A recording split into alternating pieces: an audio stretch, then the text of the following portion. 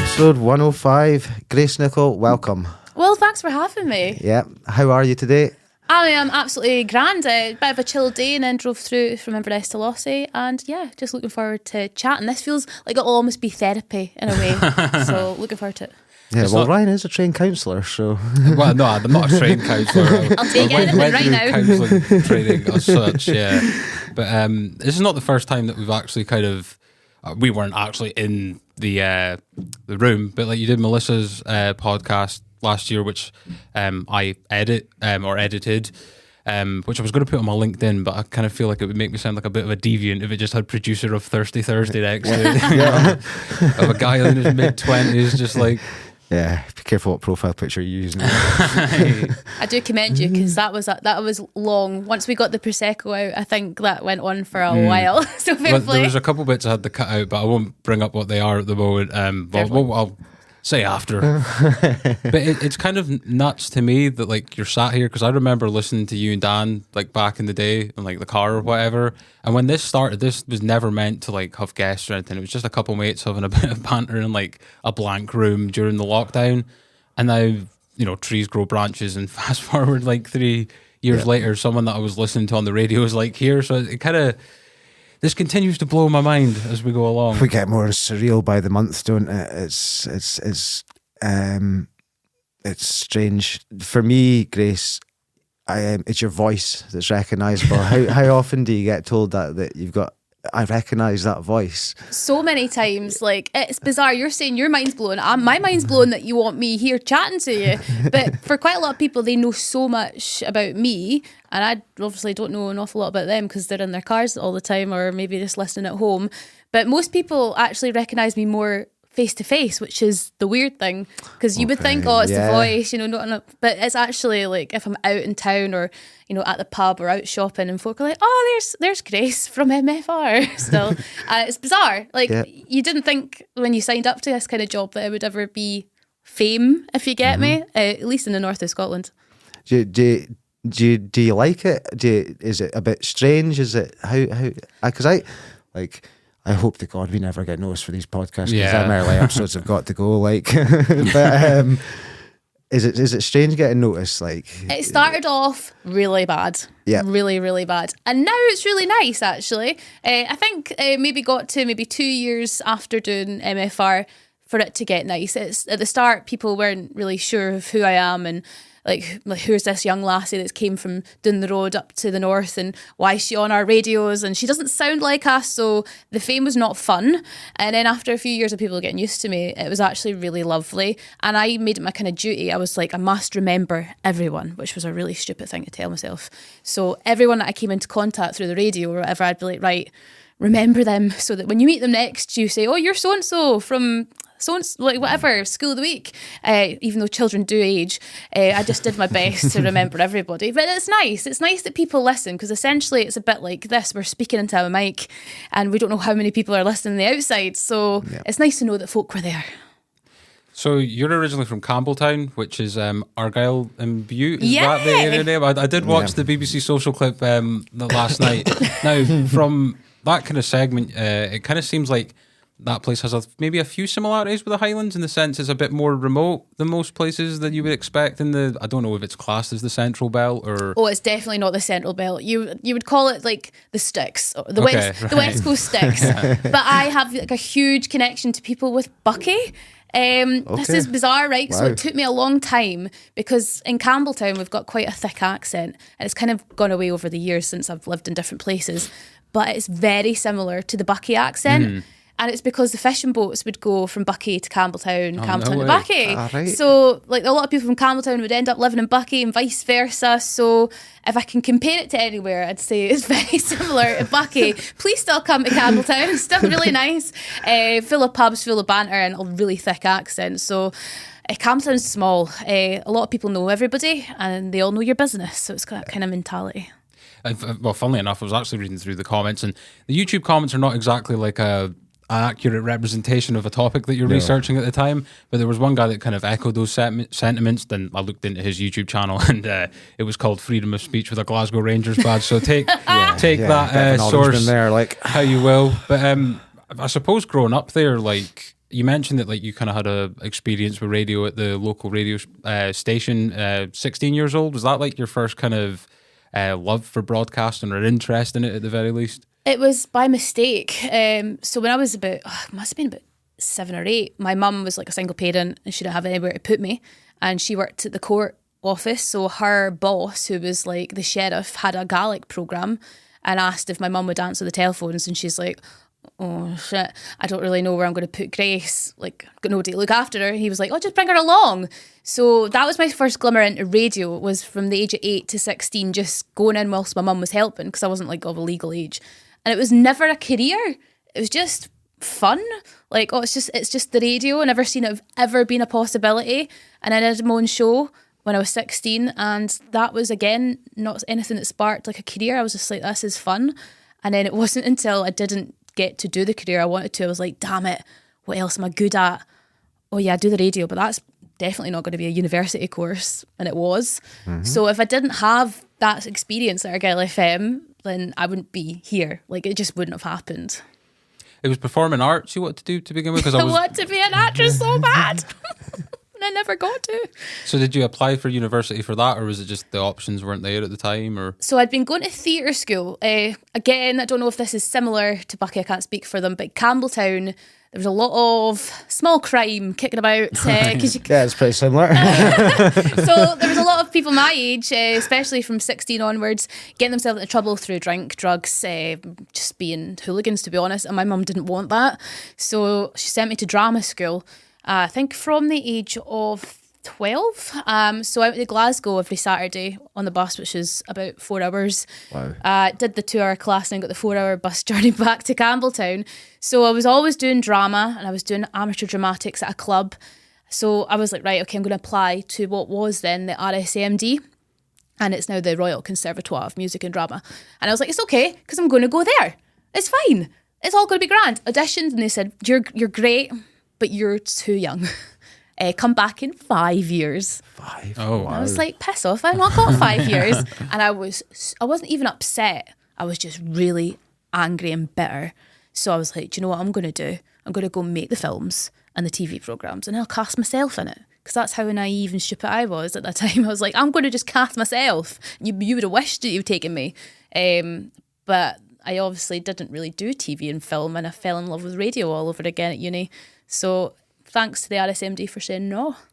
But I suppose like you still followed like a path of your own in a way, right? In terms of like, you're quite freelance, right? You do multiple different jobs now from what I was seeing on your LinkedIn. Not through choice. I'd love a 9 to 5 Monday to Friday in radio or something like that, but it's just not the way that the industry is anymore. It's like, get your work where and if you can, and it is so temperamental. Right now there's a big looming over Channel 4, which is one of the jobs I do.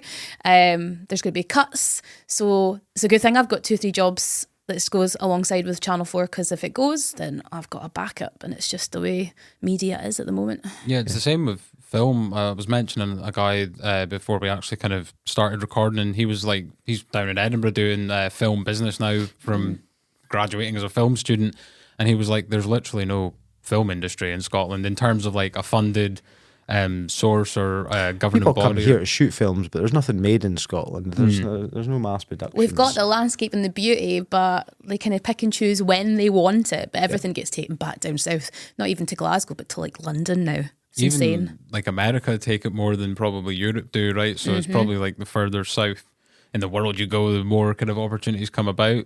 But what university did you go to when you ended up taking up, was it broadcasting? Was that, I guess, the name of the course? Broadcast production, and it was at the University of the West of Scotland in Ayr, which you should never ever Google and check where it lands on like a list of best universities in Scotland. But do you know what? It was good because it was very practical at the time. You could go out and do radio, and you know they had a radio station, and like that was really good for us. But I just didn't think it gave me everything, but it was good to have on paper. I think everyone just kept saying, go and do your honours degree, get it, and then do what you want, really. Just go and get it. But it was fantastic for me because it's not too far away from Campbelltown.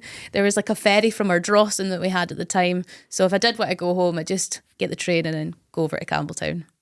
Did you, like, as you kind of went along that course, did it spark like a kind of extra kind of love for like audio and video production and stuff like that along the way? 100%. Yeah. Like I say, I was going to make TV and film. That was what I was going to do, make the TV programmes. And then I didn't do that at all. And radio was there, and they just kept saying, like, you're really good at this. You should maybe pick this, because you had to major in something, TV, film or radio. And I was never going to do radio. It was always just like a laugh. And then when I was told I could do it like for the next 3 years, and all you had to do is pop into a studio and speak and play music, I was like, this is, yeah, definitely what I want to do. So I think it helped kind of guide me in the right direction.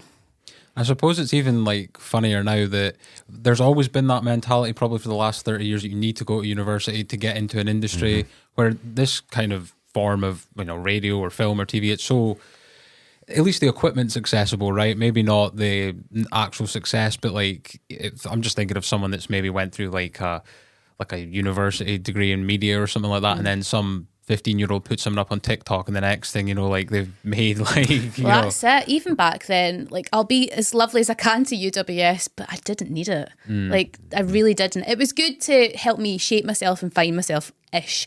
But right now, if I was to go and get a radio job, all I need to do is sound good. Like, genuinely, and these days have a bit of a following, like you say. So university kind of just goes like, whereas when I was in 6th year, I had to go to uni, or like, what would happen to me? I'd panic. Like, it was almost like caring about too much of what people thought of yourself. Like, I need to go to uni, but at the end of the day, it really, for radio, it doesn't matter. Was it kind of all or nothing, or did you have a backup plan, Grace?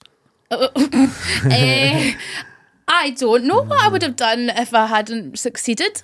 That's a really good question. I don't think that ever crossed my mind. Not that I thought I would always do well. I was just really young and stupid. But I just determined as well, though. Yeah, I bet, yeah. Like, a lot of people say that, like, if you come from a small town where you're told that not much can happen here and you can't do very much, or where you're from doesn't really mean that you're going to do well, I think that does spark a little bit of drive in you. Because we were always told if you're going to live in Campbelltown, you'll die in Campbelltown. You'll never leave. And for some people, they love it and they've got their lives there and it's fine. But for me, I was like, absolutely no chance. I want to go and explore some other places. I might come back, but nah. So a wee bit of determination in there, and always like a lot of love from like my family and stuff to say, just keep doing it, you're fine. Because going to Ayr was weird, because like I didn't know anyone, didn't know anyone in Ayr, didn't really know anyone nearby, so I was just kind of on my Todd. Is it quite like isolating going to like a bigger area when you come from such a remote area? Because I suppose everyone probably knows everyone, and like, for example, like Lossie to Glasgow is like a total different kind of just environment in it. Like, yeah, it's lonely. Like right now I'm working in Glasgow, and it's so nice. Even Inverness is quite small, like where I live at the moment. So when you're going down the street, you're like, oh hiya, how you getting on? You will always see someone you know. But in Glasgow, it's like the phrase big fish, small pond, big fish. Like, I just feel like this tiny little person in a huge city and nobody knows you. I'm on the radio broadcasting to thousands of people, but not one person knows who I am. And it's all about building your brand down there. It's weird. It is quite daunting and it's scary, but it's kind of one of the things you have to do if you want to succeed in radio, is push on and get over that. One of the things that gives me and I that absolute fear is the thought of going live with this podcast. God, your body will tell you it's fine. Honestly, I swear like a trooper, but as soon as they make the faders up, I don't do it. You would be fine. Your body would kick in adrenaline. What's the first experience of going live like? Are you nervous going into that first live?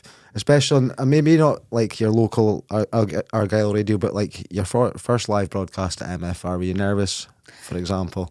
Yeah, because I was on with someone that was like 100 miles an hour. So my first show was with Gino, and I know, blast through the past, love him. He's doing really well now in Edinburgh. But we had done a demo with each other, and it was a couple of days worth of demo just to kind of get used to each other. And he was just like, whoa. And I just remember saying yes a lot, or yeah, sure, totally. And then I had to do the bloody travel, and in an area that I have never seen before, in an area that is the size of Belgium, and I had to look at all the roads, and I had no idea what I was doing. Like the road that takes you from Elgin to Lossie, for years I called that the A941 because it is, but locals don't call it the A941, they call it the Lossie roads. So like a long time I got pelters for that. I couldn't say roundabout properly because my accent was proper stronger than it is now. It was scary. And I just nodded and said yeah a lot for the first 2 days at least. Yeah. And just must have came across like a shy wee girl. But eventually, I think I came out my shell a bit. I suppose like repetition like makes, not perfect, but it makes you comfortable with stuff, right? Like I would imagine even if there is nerves now, it's probably not as intense as it was the first time doing it, or there's like that realization that it's going to be fine, you know? The thing with Gino and I was, like, when I came on board, I was like, I'm very aware this is not my show, right? It's Gino at Breakfast. He's been there for 10 years doing that show, more for other shows. I'm just the extra here. So I didn't want to tread on his toes very much. But when it came to Dan and Grace, we were totally 50-50. And it came to the point where he could tell what I was already about to say and vice versa. So it would never clash. We would always flow. And like, I don't know how you do that. It just happens. So I would say something, he'd be straight on it with something quick and witty and vice versa. And if we would finish the link, he would be controlling the desk. He'd press play on the song and I would know that it was going to happen. So I would shut up. Yeah. It was weird how we flow, like we just flowed really well. But going to Heart, I was on my own. Like, I still am on my own. And so I'm in control of it all the time. So going with another co-host in the future, that would be, again, really difficult. That would be a difficult thing to do. Because you don't know if you're going to have that rapport with them, right? Exactly. Yeah. We could hate each other. I mean, me and Gino hated each other for the first couple of months. We got over that. But again, we might not work. They might do my head in. I might do their head in. And it just might not flow well. And it's a shame because like I'd love to take Dan wherever I go and be like, come on, mate. But that's just the way you have to live and learn in the radio industry, is try different places, different things, and who knows who I'll work with in the future. Let's just hope it goes well.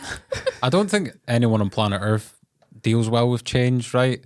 So like change is always going to be intimidating. And I suppose as well, like for example, there's part of me, like if I could just leave all the talking side to him and me just do the whole kind of technical side, I'd be happy, right? But I suppose there's like an extra responsibility when it comes to like being on your own. Does that kind of breed any kind of anxiety, or do you feel you're at a place now where it's just, you know, all same thing, different day kind of? I think I'm quite lucky that when I was at MFR, as well as doing the co-hosting with Dan, on Saturdays I was doing, or Sundays, sometimes it swapped around, I was doing the show myself. So I had a good bit of practice to do the show myself. So when it came to going to Heart, I was like, I've done this. Yeah. It's fine. But don't get me wrong, you can make far better radio with two people than you can with one. So I like to crack a joke and have a laugh. But if nobody's laughing back, I don't feel like it's working. Like you might be laughing at home or in your car when you're listening, but I generally feel like sometimes it's really hard to gauge how well you're doing on air. You might like, that was a class link, but it could have been so much better if there had just been somebody else there. And it's hard to find that just with one person. It's daunting, but it can be done. It's just you have to be very clever at broadcasting. I'm still learning that. So it's harder. I'd much rather have two people. You think you can get away with murder with two people, really. But on your own, you got to play it safe. Yeah. I suppose conversations like a tennis match, right, is kind of like responding and then returning and all that type of thing. Forth. And like, well, you mentioned the counselling training I did last year. One thing that like that taught me is I'm very uncomfortable with silence. So like in a situation like this, let's just say we were speaking to someone that was maybe a bit more, I don't want to say abrupt, but would maybe be more to the point with what their answer would be, and that would make me panic, because I wouldn't be expecting to respond so quickly. So, well, for example, I had a guest recently on the podcast who was quite to the point. To the point with their answer, and then we'd kind of stop, and then I suppose I find that kind of easier with you. I can flow a bit better. But yeah, it's good to get more of an answer out of someone, and then they even then fire a question back at you, something like that, rather than like we had Richard Lockhead on, and Richard Lockhead answered, great guy, give us time of day and things, but it was a very politician type interview we got from him. Yes, and he has to be careful and all Said that jazz. He was going to listen to the podcast and then probably listen to 2 episodes. Was like, nope, not for me. I suppose it's like having folk round to dinner. I don't know if you ever have the pals round for drinks or whatever. I can't have it quiet, so I've always got to be chatting. So can't stop. Otherwise, I feel like it's not going well. So I know what you mean. It's a confidence thing as well. You feel like as you say, silence is uncomfortable for a lot of people, and it depends how you take silence. Personally, I've got kids, so silence is a great thing for me. So, but like even when you were speaking to Alan Main, there was a bit where you were like reading a note or something, and it was for 1 second, and I'm not even part of that. Yeah, and you're I felt over like there. I had to jump in. Do you know what I mean? Well, that's it. A minute on air feels like an hour sometimes, and you're like, oh, but same vice versa. Like right now, Heart's very short and snappy bits of chat on air. Like you're lucky if you're talking for over a minute. But I feel like I've been talking for ages sometimes now. I've just gotten to that point. Time on air is very weird. It's like warped. So I could be chatting to somebody, and then before you know it, 5 minutes has passed. I'm like, oh, damn it, I should really chop that down to a minute. And then before you know it, you've got to get rid of all the important things you've been talking about. But you're like, it's radio. You've got a little time to fill it with great content. Oh, it's hard. I don't know how we did it, to be honest. It is just as simple as speaking, right? I think with a lot of the kind of big stuff out there nowadays, like people assume that they have to be some kind of qualified professor intellectual to like start like their own kind of show or whatever. But it's like just talk. Like everyone's got podcasts these days. Like, everyone's pretty got. much, yeah. But I kind of wanted to get to know how the MFR opportunity came about, right? Because I would imagine that was a few years after you left university. Had you had work in between then, or? Yeah, so when I was at uni, somebody said to me, there's a radio station across the water. It'd be good if you got work experience. And it was called West FM. So it's part of Bauer, which MFR is part of. And so that day I went over and chapped the door thinking everybody would be doing it, so I better be first. Chapped the door, got an email address for the person I should send a demo to, went back over to uni that day, made the demo, went back over that night, gave the woman, oh, bless her name was Joan, gave the woman at reception my demo. She was like, okay, I'll pass it on, but maybe email it too. So I didn't make 2 coffees, so I went back over to uni, made another demo and emailed it, never heard back, and then thought, do you know what everybody likes? They like parcels, don't they? I like getting a parcel. So I sent it in a box to the radio station, and that eventually got, once I sent it 3 times in boxes, by the way, that got the programme controller's attention. Just need Kevin McKidd's address. I was going to say, start sending them things. You'll not say no to parcels, honestly. But I got in there and I got to do street team work at West FM, so it didn't even get on air. So that's just going out and about, being the kind of face of the station, doing competitions out at like the air show when they had like the planes and stuff like that, going down Air Beach, giving out free ice cream. You're doing all the dog's body work, but it's fun. Yeah. So did that, and then the travel person was really unwell one day, so I just did that, and I was like, oh God, this is great, I'm on air. I mean, I would dread to listen back to that. It'd probably be terrible. But I did that, and then I became the cover person for travel, and then I became afternoon travel, which was quite great. And then that boss said to me, right, I've got a guy off on Saturday. Do you mind covering the Saturday show? And I was like, absolutely. And then I phoned him back and said, I can't fucking do this. I was like, I am not ready. I'm terrified. And he was fuming, because it's just like any other person trying to fill a shift. Aye. They're like, oh, great, I filled that. Brilliant. And I'm like, oh my God, this is the biggest opportunity of my whole entire life. Yeah. I don't want to muck it up. I want to make sure that everybody listening knows that I'm brilliant and I get a job and I'm on the radio and then so I was like, I can't do it. And he was like, no, it's fine. I admire that. All right, fine. Who am I going to get to do it? So that opportunity, I totally blew, and nothing like that came up for years. So I maybe did the street team and travel for like 2.5 years until I finished my degree, and then after that they were like, right, cheers, thanks, there's not a job here for you though, so go and try other radio stations. And I'm like, no, but I was going to work here for the rest of my life. Like I would literally have lived and died at that station. But they were like, no, there's nothing by. Some other girl came in and did it that they had from a different station, she had experience. So I was like, right, where did she go before here? So she was at a station called Your Radio. Her name was Zoe Kelly. So I was like, right, where did Zoe Kelly go? So I went and put a demo in at Your Radio, which was in Clydebank. So I sent the demo. They were like, yep, I'm on air. So I ended up doing overnights for 6 months, which was 12 till 5. Ooh. I know. It's a rough shift, that. It's graveyard. But weirdly, lots of people up, which was bizarre to me. And then I did, what did I do after that? I did evenings, 7 o'clock till 10 for another 6 months. And then I got put on breakfast really quickly, which was mad. So I did breakfast for another 6 months. And it was at that time, and I still to this day don't know how this guy got my number. I got a phone call from a guy called Brian Page, who sadly is no longer with us. And he was like, Grace, I've heard you on your radio during breakfast and I'd like to have a chat with you. And I was like, oh my God, of course. I'm going to be on Clyde 1. Brilliant. So I was like, yep, that's great. And I'd done street teaming work for Clyde because it's a sister station to West for bits and pieces, maybe like 6 or 7 shifts. So I kind of knew people there. So I was like, great. Oh, walked in. Oh, hello. Oh, hi, Grace. How are you getting on? I'm not bad. Just in for a chat. Went in for the chat and Brian sat me down. He's like, I've got a gig for you, unless you're really liking this, your radio pish. And I was like, no, I'm like, I would really love a gig. I would really love it. And he's like, great, breakfast. I'm thinking a breakfast show for you. And I was like, oh, that'd be brilliant. And I literally kid you not when I say that this chat was like 10 minutes long and I'd cleared my whole day.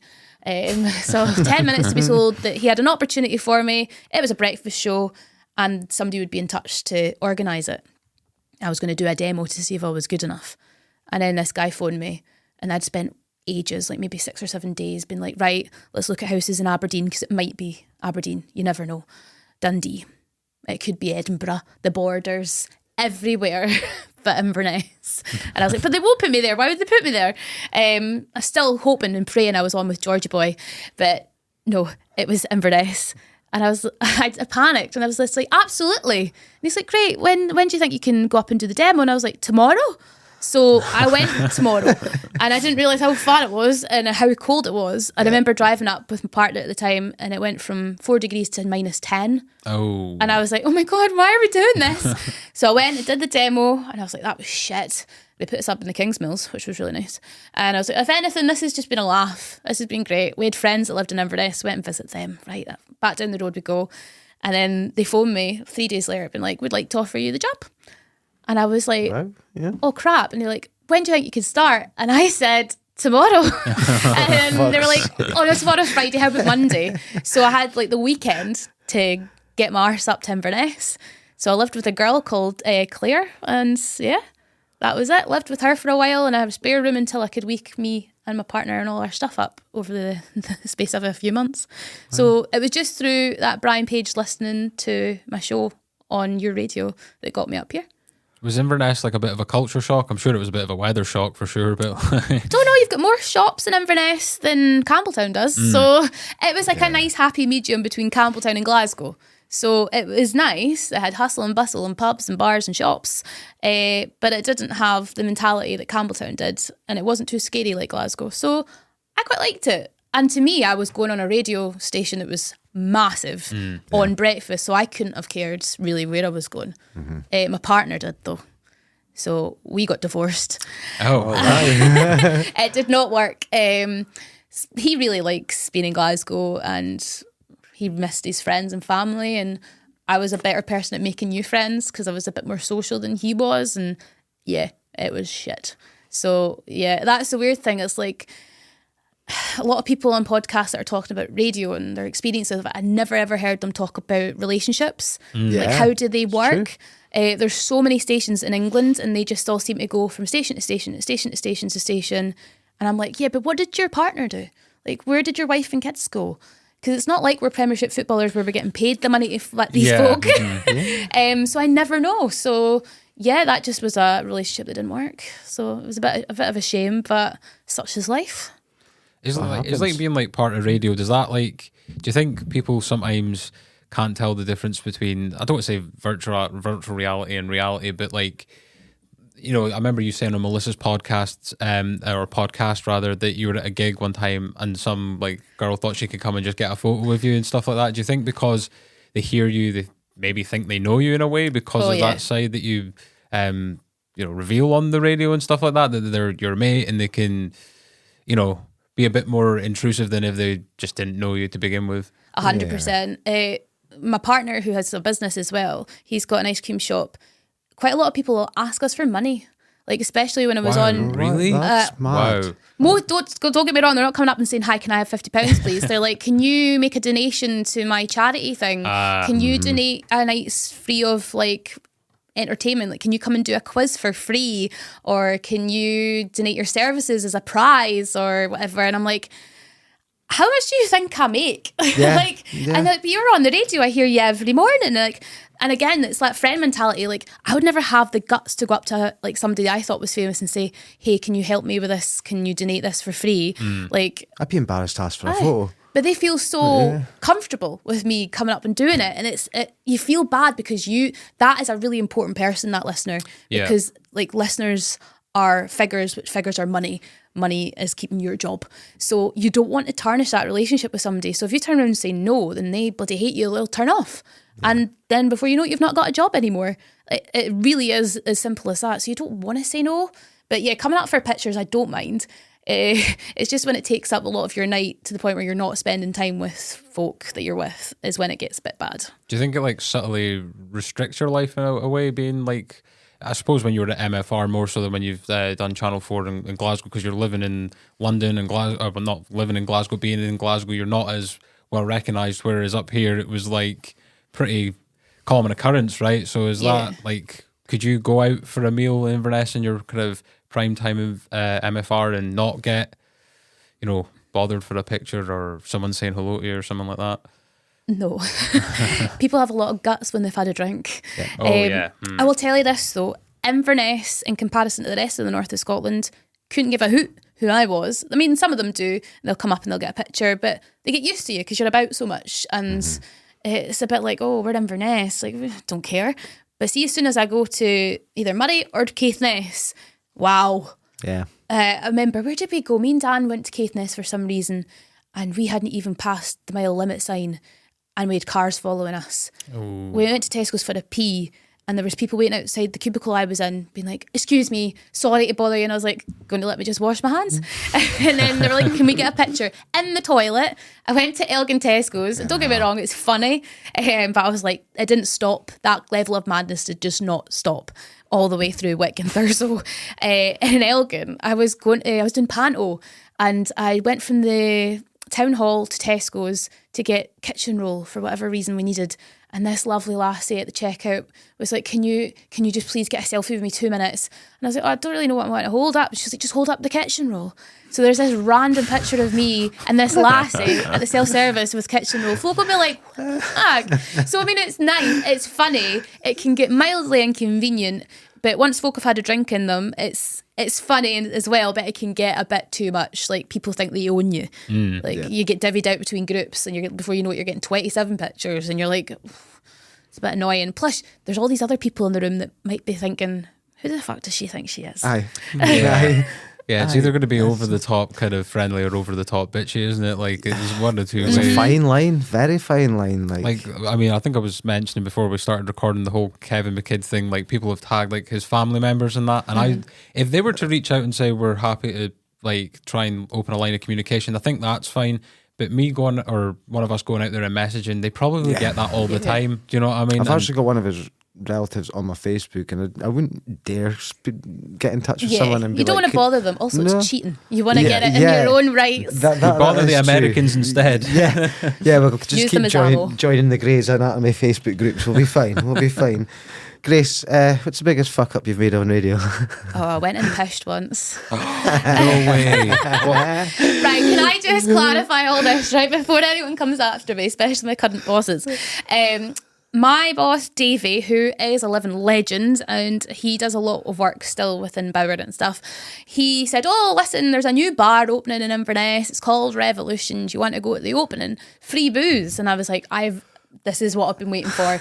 Yes, I hadn't been invited to anything apart from panto, I don't think. So I was like, of course. And I was like, when does it start? And he's like, oh, half 7. I was like, oh, that's fine. Breakfast the next morning. I'll have a few hours. It'll be great. Me and Gino. So Gino never came. And he's like, no, I'm working in the morning. And I was like, oh, come on. So you get something to talk about. You go on the show and say, we were at the opening of Rev. And he's like, no, you go and you can talk about it. And I remember it was 11:30 and my boss is like, you need to go home. And David, my partner, was with me. And I was like, I'm not going home. So we went to Lauders. And then we went from Lauders to somewhere else. And then I got a taxi home. And I woke up in the morning and I was blazing. And I was like, I can't drive. So I got a taxi. I don't really remember the taxi. The fact that I woke up was something short of amazing, by the way. And I remember getting into the studio and sat down. And it's just a bit like this. Gino's on that side, I'm on this side. And he was like, nah, you fucking stink and you're blazing. He goes, you need to just sit there and sleep it off. So he ordered a square sausage roll from the cafe down the road, can of Iron Brew, told me not to worry about the first half hour of the show, but to go and get a kip, which I did, eat the sausage roll, drink the Iron Brew, and he was like, speak to me. And I was like, oh, yeah. And he was like, no, you need another half hour. 7 o'clock came and I was fine. Again, I don't know how it would be if I listened back to it. I think it was sketchy, but I wasn't as bad as what I was when I arrived. And he was raging. He's like, don't you dare ever do that again. I was like, you sent me to a free bar. I was loving it. Although I've never done that again. I have been at work half cut, like, still a bit from the night before, still a bit full of courage. Yeah. And my shows are on fire. Yeah. Like, I'm hitting the vocals, I'm making all the jokes. I'm pure like, dance tunes that day. Exactly. Forget about Ed Sheeran and Lewis Capaldi. It's all about Rosala. Let's go for it. But never ever been pushed before. But I've heard people far worse. Yeah. Like, I think way back in the early 2000s, there was folk at MFR on the show with red wine, and that was a totally okay thing. Nobody would have said no to it. So yeah, I've heard the stories, and I'm like, Akai was just a little bit pushed. We can go back to like the 80s, like snooker like commentators will have like pints and fags and smoking away and things like that. It's like, I don't know if you've ever listened to Keith Community Radio, but I'm pretty sure them guys are blazing. KCR, love it. They're brilliant. Really, wouldn't you? But yeah, that was my biggest fuck up. There's always the one that me and Nicky There's always the one that me and Nicky Marr did, which is if there was ever grass cutting, maybe not saying grass cutting and saying something completely different with an N in it. Yep. But once you said it, like, you have to hope that nobody really heard. So you just carry on and you don't say anything. You don't even apologise, because it could just be, I will say, oh, it's just my accent, right? It's just my accent. Then you go on to Twitter and you realise everybody's heard it. So then you do have to make the apology. So... It gives me the fear about if this podcast ever goes viral. It's like them early episodes need some genuine. We need to delete every Paul one. You're gonna get cancelled. Yeah, pretty much. Well, that's the thing. Like, I'm kind of worried that, because I don't really know what MFR would be like with copyright policy or anything like that. So like on like episode 100, we thought it would be funny to, like, because this thing's quite powerful, we thought we would like manipulate the mic to make it sound like a radio show, and. Like, we all kind of got like steaming and that, and Paul, one of the guys that was doing the show with us, his like mate is a chef, was just finishing work, and he was mentioned to us the week before he bought a new car. So we used to, like, when we were really younger as teenagers, like prank call people and like say if you name 31 flavours of crisps in 31 seconds you could win £31,000, and it would never work, right? But I couldn't think of anything better at the time. So it just got to a point where we actually built up the courage and we're like, should we prank call this motherfucker? And it was like, yeah, let's go. So I had nothing in script. I thought he was going to do it, and he left it on me. So like when the guy answered the phone, I just kind of went into panic mode and said like, Rick Roletto, MFR evening show Tuesday at 8 p.m, right? And I was like, this is not going to work. And I mentioned the 31 flavours of crisps in 31 seconds for £31,000, and they only hear the money. So you could have told them anything at that point. And then, like, I was like, this is not going to work. I built it up. I had, like, all these sound effects on, was playing, like, an intro. And then it's like, boom, cheese and onions. Cheese and onions. And we're like, oh. Well, that's the thing. It's one of those kind of competitions that it could quite possibly be on commercial radio. Yeah. Well, that's the thing. Like I was saying to you last time, I was showing one of his colleagues, because it went round, like, he was apparently furious about it the next day, because I'd sent an MP3 to Paul. So it was going around the kitchen before it actually like went out, and one of his colleagues was watching it. Like, I was showing her the video, and she was like shouting beef, and I'm like, it's a prank. Do you know what I mean? Like, but she actually got a genuine phone call from MFR a couple of weeks ago for like £200 and hung up. And she hung up. See, this is it. This is when you start playing with fire. And then she was like, that's your fault. And I'm like, it was a woman presenter. How am I? You know what I mean? There's like, a lawsuit coming through that letterbox shortly, like for £200. It'll be addressed to Rick Lorette, so I won't have to pay it. Yeah. Is that going to be your alter ego if you ever do go on the radio? I remember, like, back in the day when we used to be like absolute scoundrels. Like, it was Bill Leslie, who was the council housing officer, Also known as rugby trials offer. You know, it was just like, it was really like stupid stuff like that. And I just panicked. I just came up with the name on the spot. It's the least likely name, to be honest. The mad thing about that one is you done the same prank 10 minutes later and it worked again. Yeah, but it was different people though. Different people. Same prank. The second one nearly did it. Yeah. That would have been the real fucking cat out of the bag, man. You'd have fucked it. 31 and wow. I reckon I could have a list of 31 flavours of crisps and not read it. In 31 seconds, I'd be fucked. Like, I'd be absolutely fucked. So we put out on the podcast page, Ryan put out a couple of days ago that you were coming on and asked if anyone had any questions for you. Did you see? I didn't even see this. This is great. So I have had 2 people privately message me and it was the same question. Okay. And you kind of went into a little bit, and you can go into it as much as you want or as little as you want. But what happened to Dan and Grace in the morning? Okay, well, what I will say, and you will get an answer, don't worry, is in radio you have to be very careful what you say, because if I go slagging off some bosses, then my current boss might be like, hold on a wee minute, or any future bosses. So I will be very careful with what I'm saying. We had a good run and we were doing really well. Numbers were fine. And we noticed that there wasn't as much input to our show as we had before. It was slacking a bit, and we're wondering why. And I got a couple of job offers from the higher boss, and I was like, why would you take me away from this show? It's doing really well and I really like it. Why would you take me away from this and put me on another show elsewhere? It didn't make much sense to me, which I declined those 2 jobs. And then it came to, must have been 2020. No, it was 2021. And I was like, things don't feel the same anymore. Like, we weren't to do graphics. We weren't to make graphics. We weren't to go out and do filming anymore. Everything had to be weirdly put through a chain of people, which then meant that it took ages for us to even get anything done. And I was like, this is just... It's almost like they're trying to make us crap. Well, at least to me, it felt that way. So there was little signs and stuff, and then like everybody started getting really separate. Like, we used to get Jodie in for handovers, which mean like our last little bit of chat, she would come in and be like, right, oh, how's your day been, Jodie? Oh, not bad. Like, what's coming up in the top 10 at 10 or whatever? And then she would take over. It'd be like a nice little transition, but that stopped. And I said to David, my boyfriend, I was like, I think they're going to get rid of us. And he's like, get a grip. Get a grip. You're doing so well. And then this email came in for one of the bosses down the road to come up for a meeting. And we're like, oh, hopefully this will like answer a few questions. Because things have been funny and we think people are slacking in their jobs, and we would like it to get better because it was really good a year ago before COVID. But you know how COVID is. And he came up with another boss we have like one boss that's in charge of all of us. Then we have another boss that's kind of in charge of all Scotland. And they've got another boss that's in charge of the whole of the UK. So we had the UK boss up and the Scotland boss. And the other one through next door, and he was really happy. Like, he was like, hi, how you getting on? You good? Oh, yeah, they're next door. Go and see them. I was like, fuck, we're going. But you know that way you have the worst thoughts in your head. You think, it'll not be though. So I'm thinking the worst here. Sat down. Lo and behold, thought it's been great, but it's just time for something different. And I was like, what? And the whole time I'm like, be professional. So I was just like, totally, yep, that's fine, no bother. Oh, Jodie's going to take over from, it was only like a month or something.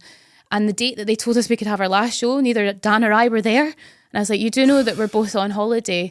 And they didn't know. So they were like, oh shit. So things had to get changed. And they said, but we're wanting to keep you though on Saturdays.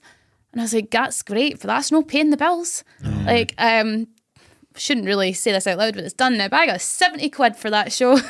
It's not a lot of money. So again, everybody just been like, I thought you were on way more than that. No. So I was like, right, I can still do your Saturdays, but just be aware I'm looking for something else. And I came out that meeting and there was the happy boss like, how was that? How was it? And I just ignored him. I was like, you know fine well how it went. Left and went and sat outside tapping carpets and cried. I was crying for hours, and this wee old man came and made sure I was okay, and I was like, no, I'm not okay, I've just lost my job. Phoned my mum panicked. She's miles away, she's like down in Campbelltown. She's like, well, come up and we'll help you. And I was like, no. And I just cried. And it kind of happens in radio, right? Your time comes, but you kind of need to have a reason why. Like, okay, your numbers aren't great, or, you know, we're closing down the station, it's networking, or not just, we just fancy trying something different. You need that closure as well. That's it. So that's what we were kind of annoyed about, that there was no closure. But weirdly to us, other members of Bauer were being told completely different stories, that our numbers were bad, that there was somebody else in their eyes and they wanted to change us. And I'm like, hold on, wait. So your mind starts getting all boggled and you're like, somebody just tell us the truth so that we can just move on with our lives. But we never ever got it. It was heartbreaking. I went to the darts the following day. I was going to Aberdeen. So we had to still go on air the following day after being told we were sacked. It was a Friday, I think, or Thursday. And my face was out to here. I looked like I'd been punched in the face. And Dan and I were like, I can't believe they're making us do this, but just do it. And it slowly but surely throughout the morning, people were coming in and hugging us, and that would set me off again. And I'm like, I need to go elsewhere, but my boyfriend lives in Inverness and I'm going to split up like my last relationship. It was all terrible. And then Dan was like, I'll be okay. You just head to Aberdeen. So I went to Aberdeen after the show, and I was in Aberdeen for an hour, and people were coming up to me going, what the fuck? What's happening? I've heard on the grapevine. I'm like, how? So I had spoke to Dan before I left saying, find out when the Radio Today article's coming out, right? So that's like a big body, like a newspaper for radio. Okay. And find out when that's coming out and ask if we can put a post out after it's released. Not before, after. And he's like, well, I don't know what I'm going to put. So I wrote up 2 or 3 sentences that was just clear as day. We finished this time, Jodie takes over. It's been great, thanks. So Dan had posted it after the Radio Today article had came out, and we expected this to come out weeks later, not hours or days. So it was literally the following day. And it just went boom, and it was bad. Like, I don't think they expected it to have that bad of an impact. No. So people were phoning the station. Jodie was on air crying, saying she was sorry. I then came back from being in Aberdeen and I had phone calls because people were writing things on Facebook. My bosses were saying, you need to make these people take these posts down. And I'm like, it's nothing to do with me. Like, I was kind of getting a little bit threatened at the time. And I was like, it's nothing to do with me. You've made the decision and it's out now and people don't like it. Yeah. You need to either get on with it or do something about it. So we were told that was it. Don't come back. You don't get your final month. Just don't come back. But Grace, you can come back in September and you can do your Saturday show, but we'll pay you for the month that you're off, for the couple of months you're off, right? We'll pay you. Think of it as like a paid holiday. You're proper lucky. So they paid us for what would have been breakfast and my Saturdays until the dust had settled. Mm-hmm. So that's what happened. Wow. It's a shame because I just felt like it was like a family. And then for your family just to be taken away from you, you're like, my work's gone, my career gone, my identity gone, my family gone, my friends gone, because everything I did was MFR. And then you're like told to rebuild it again from nothing while somebody still is every day on your show. It's not good for your mental health, man. So bad. And that's another thing, like I did say to my boss, I was like, my mental health is like that. Like I'm really depressed. And I was told to just get on with it. So I think at that point, that's when I realised that, Saturdays at MFR are great, but I'm not doing them anymore. So that's when I started applying for other jobs. So that's what happened to MFR. It was brutal. It could be handled a lot better, but it wasn't. And I think actually, even though it was a really terrible thing, it's worked out really well for us. Yeah, 100%. I think it's just shocking probably how callous those decisions are made. Like you said, there's no warning, and it was kind of at like the height of popularity as it went to show through. Yeah. Obviously, we don't condone people going out and maybe venting anger to an extreme, right? But like then them trying to kind of pin that on you, it's like you can't control, like we were saying earlier, you can't control someone coming up to you wanting a picture. You can't control someone going and saying something not on your behalf, but because they love the show, right? Like it's not exactly, that's not your responsibility. That's the general public, isn't it? So, and a lot of people got mixed messages. They're like, "Why are you leaving?" And I was like, "I'm not leaving." And I think this was the worst thing. People were really sad for us. So I was DJing in Jimmy Badger's, which is a cocktail bar in Inverness, and people were coming up to me, "Oh, I'm so sorry. oh, I'm so sorry, every week. And I was like, oh, please stop feeling sorry for me. I'm sad for myself. You don't need to be sad for me too. And it was nice though. They were out of kindness, just showing how much like they thought it was a really bad decision. And that was nice to know that we were appreciated. But it made it like a harsher blow every single day, to the point where still people ask me, like now, not just through the podcast, but like in general life, like, what happened? And you're like, oh God. It's been a year and a half. Here we go again. But it is, I don't know if this is worth saying, but it's kind of obvious what they're doing with it. If you keep up to date with Scottish radio, the West FM that I used to work for is now a studio in Radio Clyde. Building's been knocked down. Radio Borders is non-existent anymore. It's now Greatest Hits Network. So what was the MFR, North Sound 2s, all that. TFM comes from Edinburgh. They still have the offices, I'm sure, in Dundee, but it comes from Edinburgh because they only got one show. It's not going to be long till they centralise it. MFR comes from North Sounds, or even worse. I didn't expect this to happen so quickly, but in England they've just taken 6 heritage stations, or maybe more, which is a bit like MFR and all that, and they've totally changed them all to hits radio. So I mean, it's not long until that happens, and that's sad. Yep. I mean, it's bad to say, but it's one thing that's kind of common that happens to the North, not just in radio and stuff like that, but most things. Yeah. And they can cut it because they can. Because, I mean, not to try and make this sound like a Labour speech in the Houses of Parliament or whatever, but it's like, is the same way that like we talk about the UK, like London having the best of everything and then struggles outside of that, I still think Scotland has that as well. Does. And I think like through, like Andy McDonald, who we're having on 10 days from now, to think that there's acts like that coming to a place like Elgin, it absolutely blows people's minds because they can never see that happening, but it's proved that it can be done, right? Yeah. It doesn't just have to be Glasgow or the Hydro, exactly. You know. So yeah, it sucks that that's the case at governing body level, at least anyway. And you mentioned DJ in there. I had that noted down. So do you still try and do that as much as you can in gigs and stuff like that? Or totally. The hard thing with being on air on Saturdays and Sundays in Glasgow is that I don't really want to be out jeopardising how it'll sound the next day on air. So if I'm out DJing until 3 a.m, I want to at least sound like I have a good show the next day. So I don't DJ in Glasgow, though it's crossed my mind.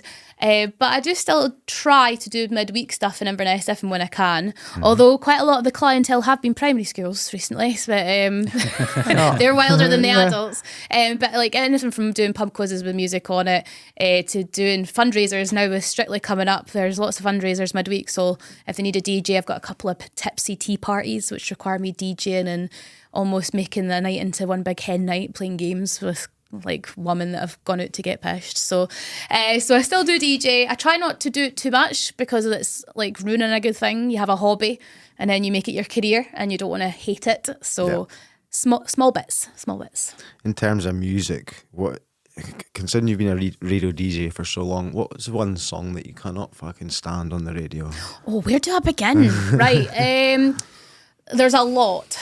And I was going to ask you, is there a reason why MFR plays Gangster's Paradise by Coolio about 8 times a day? This is a great question, actually. I will explain. So your first one, why do we play the same songs every time? And that is because all of these artists have record companies and labels. And these record companies and labels pay radio stations to play their artist's song. So Lewis Capaldi, Jess Glynn, etc., they're probably huge record labels that will just pump money into these companies, and therefore they're on A-lists, or I can't remember, some radio stations do it backwards, but the top lists, so they'll get rotated loads. Then you've got a B-list, which maybe not getting quite as much money, and then you get C-lists, and then sometimes this is just new music and you're just kind of sprinkling it in to see if anyone likes it. But apparently stations go out and survey people, and I'd love to meet these people to see who's saying they really want to hear Ed Sheeran and Jess Glynn all the time. But it's mostly down to money. But we're told as presenters, you have to go out and, you know, make sure that people know that you picked these songs. This is your playlist. I'm like, I would get laughed at the tune if folk thought it was my playlists, but luckily Heart's a little bit more my kind of thing. It's got a lot more club classics and stuff like that. But yeah, it all comes down to money. And what song do I hate? Train, Drive By, or any Lewis Capaldi at the moment. And even he detests his songs at points because they just get constantly played. So sorry, Lewis.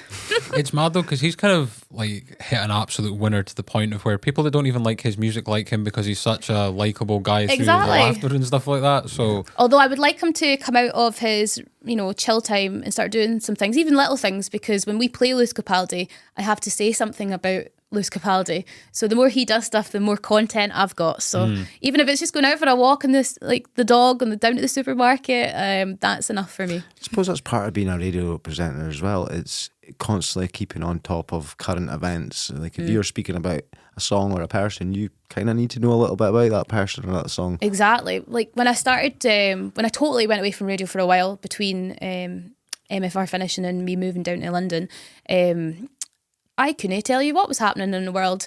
I had no idea. And it was weird. Somebody'd be like, oh, did you hear about such and such? I'd be like, no. And they're like, how not? It's like, because I'm not online anymore. Like, whereas I'd be out first thing in the morning seeing the news if and when it came in, and then you'd be keeping an eye on it during the day. You'd like see pub quizzes. I was so good at them, especially if they had like a current day round, because just you're on the pulse with everything. Yep. But you have your kind of sources. There's some sources out there that are like hot on it. You would always need to have local stuff for MFR, so keep an eye on the papers like P&J and the Courier, even though I fucking detest them. And you've got like your Metro and your kind of show busy stuff as well, like the Sun online and stuff like that. I still think whenever I hear about Lewis Capaldi, I always think about the time I got told he was meant to do a gig at the Drury Cobbler. Was he? Yeah, he pulled out with a sore throat though. But I would have.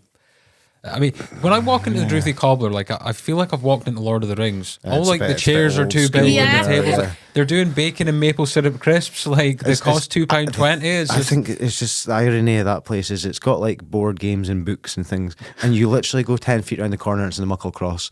And it's like complete polar opposites. You're of bang pubs. on. Yeah. Man, But that's the thing with Lewis Capaldi. See, when he started, he was going to places like Blooming Drury Cobbler, the Ironworks and stuff like that. So we got to have him on. So We've seen him at Belladrum, and from when he got initially booked at Belladrum to the time he played at Belladrum, he actually blew up massively. And there was almost, I would say, crowd crushing at Belladrum because of the popularity of him. That's insane.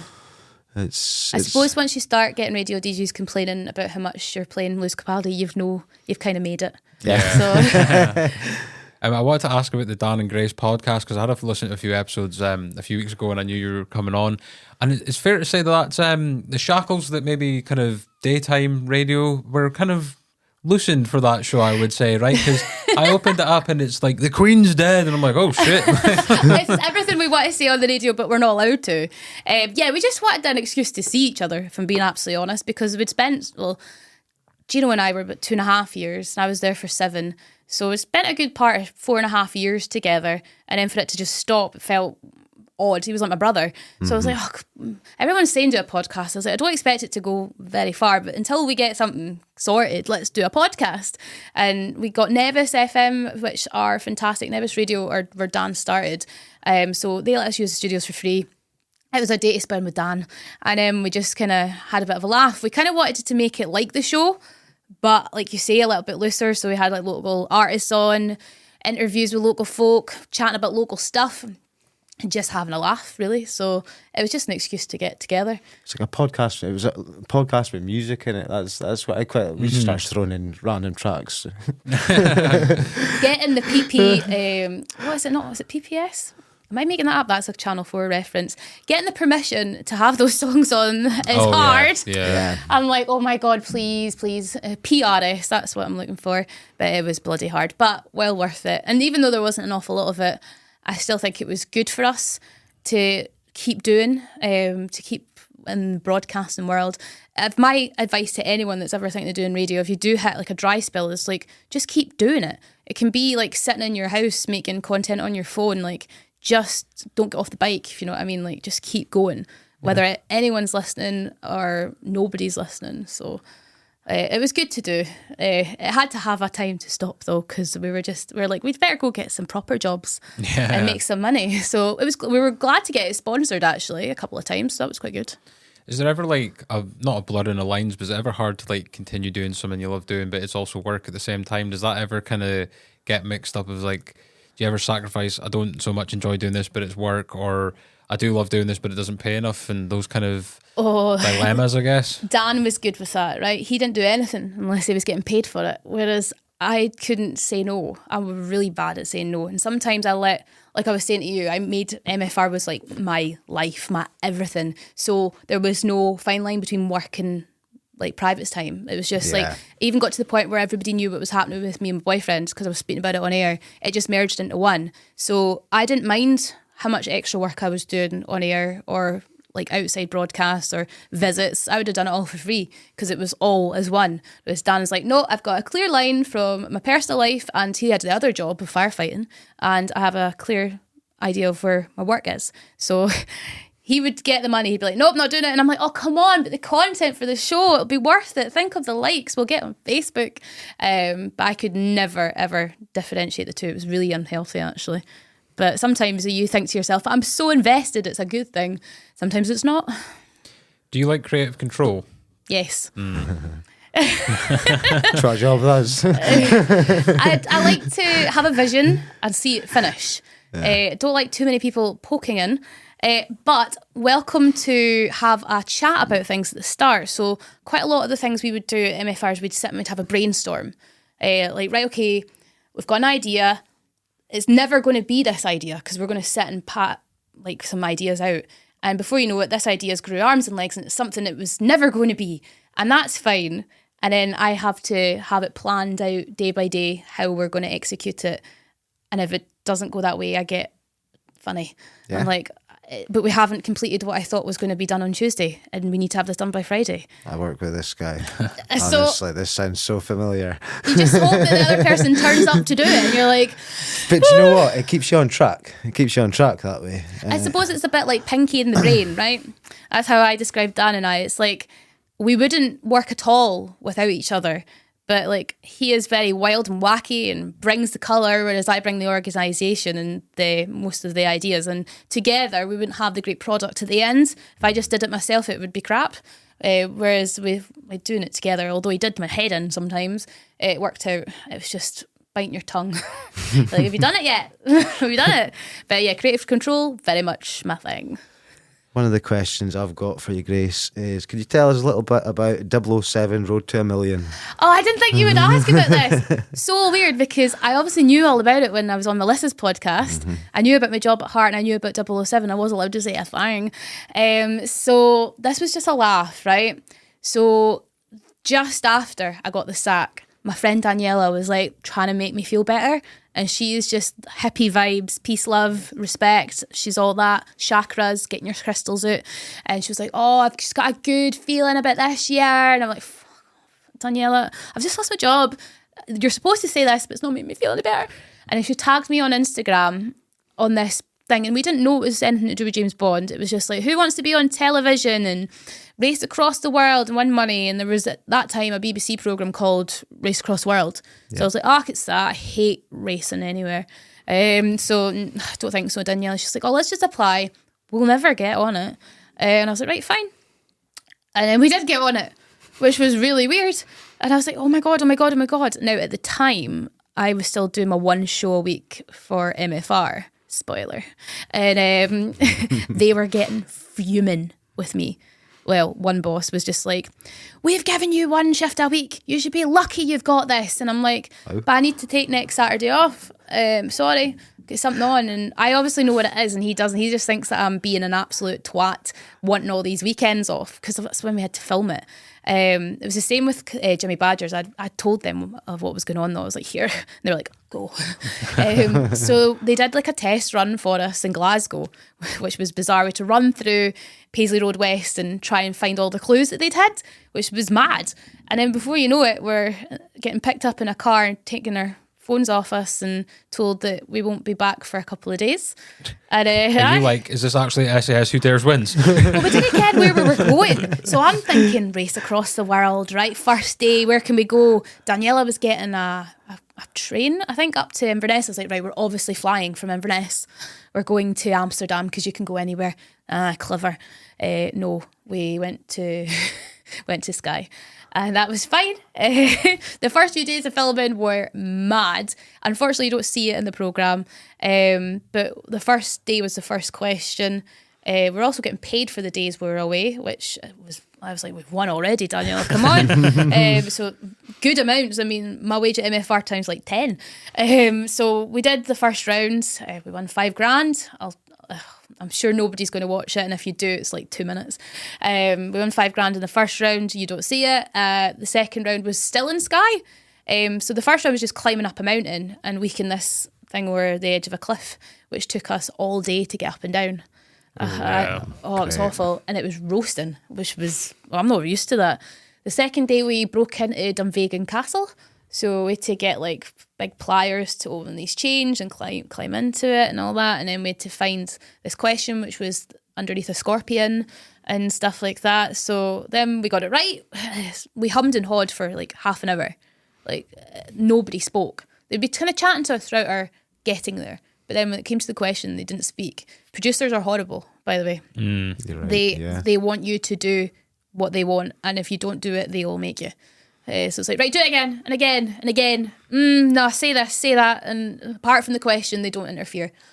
So it was pretty hard. And then the third day was cutaways, which I'd never heard of, which is just all the little bits in between. So you are just running for 30 seconds and then running at a different angle, and they've got a drone, right, run it again. Bizarre. And then a couple of weeks went by, and they were like, right, you're going for round 3. And I was like, I'm gonna have to get more days off work. Phoning out the boss, I really need to get Saturday off. And he was, if you thought he was angry at the beginning, he just thought I was at it because of everything that had happened. Still didn't tell him, so he gave me the time off, and then we went to, go. It was Italy. Where is it? Venice. Went to Venice. Nice. And the first one was us swimming in the canal of Venice. Again, you don't see it. I don't know if you know what's in the canal of Venice. A load of shite, isn't there? Literally. Yeah. Mm-hmm.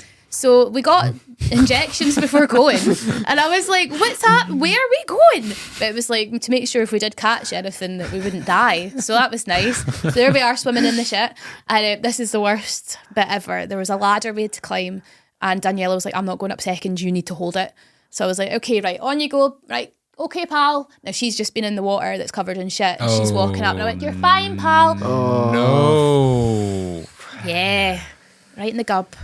Yeah, that's rough. But we still got the question right, and I was like, makes eating shit all better. And then the fourth day was obviously where we got kicked out, but we still won the money that we'd racked up already, which was £25,000. Wow, pretty good. I kind of feel like if you'd actually told the truth to that guy, he would have still thought it was the most batshit crazy excuse ever, right? So you're telling me you're on a James Bond reality TV show, you're in Venice and someone's shit in your mouth. It's like, no bother, Grace. If you just want to go to the pub, it's fine. But I, one, had signed that form, and 2, did want to give MFR the satisfaction of knowing. So. True. The BBC The Social, right? You did 3 of them. I take it, there was 5. I counted 5. Oh, there's a 5. Oh, I've got a whole page, right? I didn't know that. I forget how many I've done. Because you were mentioning on, like, I think it was Melissa's, that you can submit things to them. Was that how those things came about, or did they reach out? Or? Yeah, so the BBC Socials now kind of changed its format now. They kind of just focus with 4 contributors every 6 months. Right, okay. But at the time, I think it was just after my brother had passed away. That's the one I've got here. So yeah. I've got...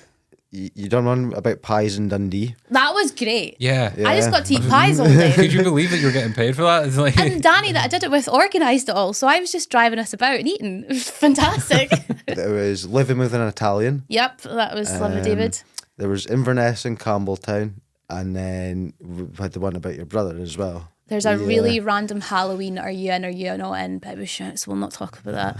And yeah, I think that was it. A good handful of them. So you would approach the BBC, like The Social were really reluctant to take me because I'd been a presenter already, and they were all a bit raw, normal people. Yeah. Like, I want you just to talk to camera, and I found that really difficult. I had this whole radio voice on, and they're like, "No, man, like you can't read like that. You've got to speak like a normal human being, not a presenter." So that was a really big hurdle to get over. But they took me on, and they were great. So you would just come up with an idea, you would pitch it to a producer. I had a really great producer called Zara, who lives in Aberdeen. She's still with them, and she would just say, "Right, that's a great idea, but we're just going to change it a little bit. How about this?"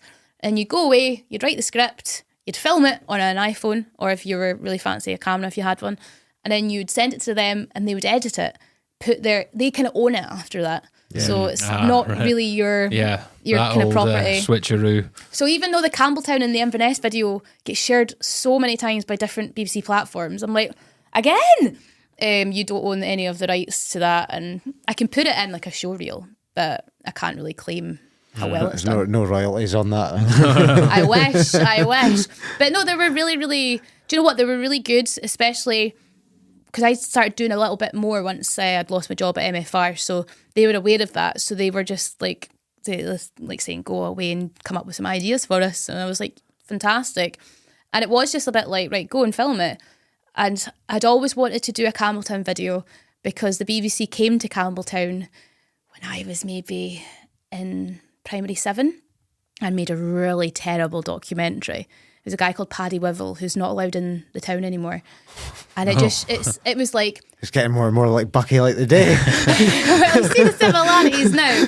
Well, they followed a group of teenagers who weren't of age of drinking, and it was like, if you want to move to the country and think it'll be peace and tranquility, think again. And it was just all painting us in a really bad light. Right, okay. Don't get me wrong, there was a good chunk of the town that was like that, but we weren't all like that.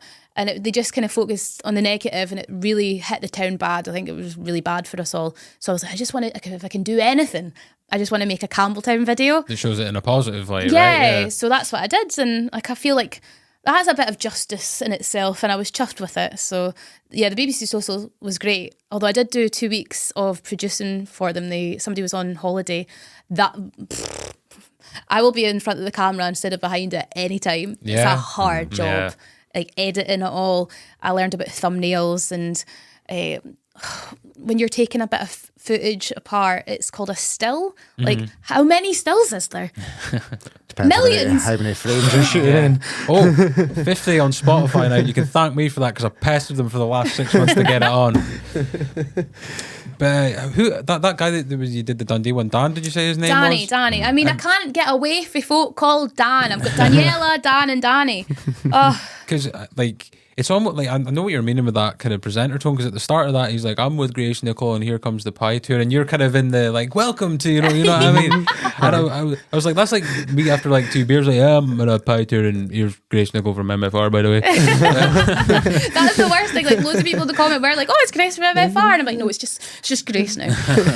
But yeah, it was great fun, and that was quite a good thing that the BBC Social were doing, and hopefully we'll do again, is that the contributors would come together to do a video. Like, so I think there's a guy that rates takeaways and stuff, Dazzle or something like that. The guy I've seen him. So he started off in the Social, and he's just skyrocketed up. Same with a comedian called Mary Lang, who's from the Highlands as well. She's now like in Glasgow doing the comedy circuit in Edinburgh as well. So it's good. It's good to have people in the BBC to know. So it's really helped push me to other platforms. I've seen you like, you just kind of had like the lanyards as well. That feel pretty cool going in and feeling official. Nothing better than a lanyard that's branded. Like, I've got several of them. I've got a global one now, and I'm just like, ask me where I work. Come on. I remember when we were doing that documentary, when I went to Loch Park, one of the workers came up and was like, are you part of the BBC? And we were sitting there with like Amazon basic tripods and camcorders, like, no, clearly Thank not. God, I was like, yeah, I'm BBC. No. But yeah, funny enough, you mentioned the producers earlier. I had, I'm not sure if you'll be aware of this guy, Ben Sullivan. He's been on TV a few times. Yeah, he was in here a few years ago, and he was talking about producers. I think it was for Channel 5, don't assume if it isn't. The obviously it surrounds like his kind of like large family, right? And the kind of show's based around a contingent of them. But he was telling me that like he suspected, because doors were being left open more often, and they were actually, well, he suspected, allegedly. Don't have the allegedly button back on the roadcaster yet. It's just back from repair. That he suspected that they were doing it on purpose to try and get a bit of drama, to see like one of the kids would run away and that. And I was like, that is crazy. Could you imagine if like one of the kids had got like ran over or something? But like, that's it. Producers will literally push themselves to the limits to make good TV. They don't care. Although I will say, when it comes to the BBC Social, the producers there were phenomenal. They were just there to help. But I've noticed a lot with TV, especially like reality and stuff. I got to be an extra in The Only Way is Essex last year. Twice, right? It was great. But a lot of people say that they're horrible people, the cast. Like, they're a bit obnoxious. But after seeing the way they were treated, again, producers forcing them to do things, I'm like, no wonder. Like, I would be exactly the same. Almost forcing relationships on them as well. Like, if you want to go to, I think they go have a big holiday at the end of the series, right? If you want to go to Marbella, you better hope you've got a relationship going or a storyline, because otherwise you're not in this. And I legit heard that. It's insane. Like, and then this lassie, her name was Elma, who weirdly has a link to Wallace, who lives in Inverness and Nairn, if you remember him from Love Island. So she was told to get a relationship, and then she ended up with this guy called Diags, who was, you just wouldn't put the two together really, but just for the show. Like, you're forcing so much on people. It's insane. Yeah, it's brutal. Reality's taken over TV, isn't it? It's but everyone... It's because people are attracted to drama, right? Like when took people, the words right out of my mouth. When people watch like their Kardashians, they're not watching it to see them get on. They're watching it for like the mum to go, she did what? And then like, they're all like, yeah. You just got to wonder if they ever put a reality show up north. Yeah. What would it show? They need subtitles for a start. Like the only way is Lossie. The police station's open 2 days a week. Yep. There was 500k of cocaine found right over there. I'd watch that. I'd watch that. No, that was a legit story. There were 500 grand of drugs There was found on the road. a programme on, and it was like a BBC Scotland about police and stuff like that, and it was like Highland Cops. Yes. Yeah. How good was that? Yeah, There was really a cocaine good busted programme. wick, so I was like, oh. So I mean, if TV producers are watching, And do you not always get like really buzzing when you see like your hometown on the telly? You're like, look, we're famous. doesn't matter Someone's what's been going on. murdered again. Okay, and it's just a bad news report or something. But it's like social media is like the best reality TV now, though, right? Because I actually, one of the podcast episodes I watched with you and Dan, you go on about Threplins and the curry situation, right? Oh, see if we'd done that on MFR, they would have went mental. Yeah. But like saying it on the podcast, it's folk Say are talking what? about it. Yeah. It wasn't just that though, it was the amount of stuff that like stemmed for, like I seen a driving instructor, a local driving instructor, criticise Threplins, not for that comment, but he was just like, your food's shite. And then they went back at him saying that he treated like, or made a 14-year-old girl cry. And I'm like, everyone's getting outed in this comment section. It's madness. And I was sitting there with the popcorn, I'm like, keep going. Yep. Like a kind of evil grin on my face at the time. But that is it. It's just, I think we're getting into like the whole kind of like current day, it's like shock value, isn't it? And it's like the whole kind of social media, especially, is the whole gotcha mentality. Everyone's just trying to like get one up. Oh yeah. Yeah. Right now there's a 9-month cruise going on, and TikTok's just following it, and it is just like what you say. We're now watching TV through social media. Like it's insane. You're watching people on TikTok cleaning fucking carpets. Oh, it's so therapeutic though. That and the pool guy. Oh. It's so bad. Hours lost to this guy. This guy's made an absolute fortune. Turns out he doesn't own a cleaning company or that. He just cleans the same rug. He just goes and throws it in a pile of mud again. And there we go. There's another couple of million quid in the bank. Like, but that's honestly why I refused to get it, because I used to have all the social medias like Snapchat and it was like 2 hours I would be spending on this, and I'm like, what am I doing? Like, I'm going on different things to see the same. Like, you're not even enjoying what you're watching at times. You're just like, it's got me.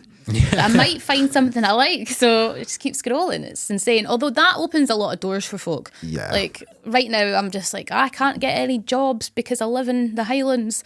But soon enough, it'll all be remote from your bloody phones. Yeah, totally. I wanted to ask, and I mean, you don't have to put them on blast or anything. What's MFR setup actually like? Is it, because a lot of the time it's not like a video thing, is it? So people are just hearing it. So is it like sound treated? Is it what kind of microphones are they using? And do they have a production team rather? I mean, in its heyday, it would have had like a lot of people, but we never ever had producers. I'm aware that Jodie has one now, and fair play, she's one lassie doing a breakfast show, so she'll need it. So when I was there, we had 3 studios and 2 news booths. So there were like in small rooms. And we have a phenomenal engineer, just one guy called Malcolm, who's still there. And he is MFR. He is living and breathing it every day. He could put together anything you wanted. He was building a boat at one point. But he soundproofed everything. I mean, I think it would have been done in the 1980s when it first launched, but he's since redone it again.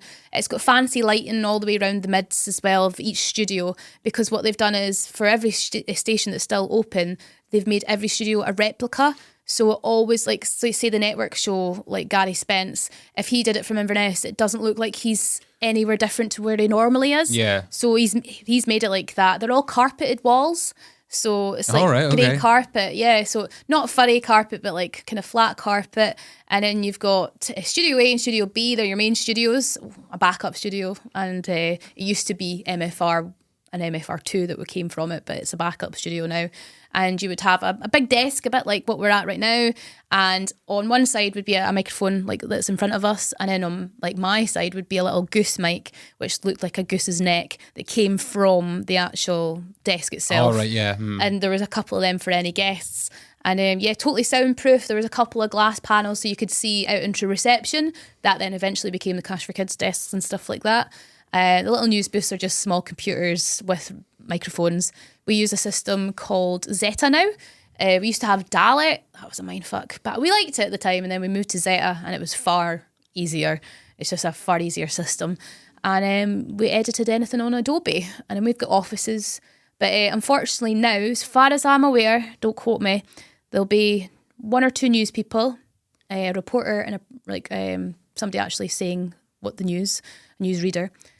Cash for Kids, I'm pretty sure, is just one person at the moment. But she's lovely. Her name's Lauren. And then you've got a couple of salespeople. And then Jodie and the producer. That's it. Oh. And Malcolm. Malcolm's always there. It is crazy, like, the actual kind of productions you can set up. Because 10 years ago, if you told people this, you would be like, you'd have to have like 10, 15 people. Whereas, like, the power of the equipment's getting better, the power of the accessibility of the knowledge. Like, I heard YouTube being described as the biggest university ever to open, and it's like so true, right? Like, there's so much stuff that you can just literally learn off the internet now. Like, I just took this up as a hobby, and then I got like a professional certificate. You know what I mean? It was just like I was saying, you're probably more qualified than the people that have sat with a textbook. Do you know what I mean? The thing is with MFR is that if it does go, that's a phenomenal amount of equipment for somebody to get their hands on. They've also got like a fake station at the back that they use for training called Monster FM. So there's like a whole station sitting. Right, okay. Like just not doing anything. So dead. like live equipment, but just for like demos and all that type of stuff, You've also got a radio car with a mast and everything.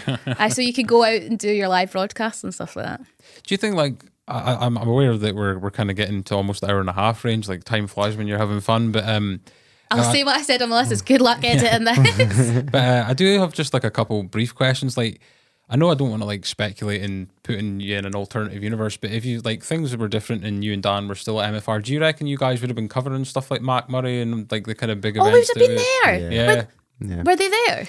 I'm not too sure. We would. Oh God, I would have hoped that we'd been on stage introducing a couple of them, because this is the thing. Like, I'm sure we used to see you guys at Belladrum and things like that. Oh yeah. The main people for Belladrum were the BBC, but it didn't stop us from going in there. And the guys at Belladrum are really good pals now. And you'd go in and you'd do videos, and we were DJing at a few tents, and the Co-op had a good sponsor with us, so we DJed at the Co-op Prosecco tent.